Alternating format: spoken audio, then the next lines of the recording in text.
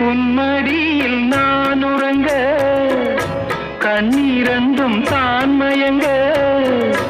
என்ன தவம் செய்தேனோ என்னவென்று சொல்வேனோ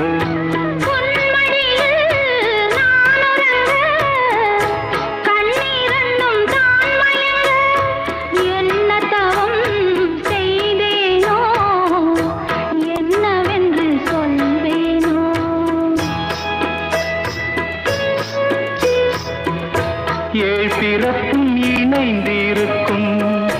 சொந்தம் இந்த சொந்தமம்மா வாழ்விருக்கும் நாள் வரைக்கும் தஞ்சமுந்தன் நெஞ்சமம்மா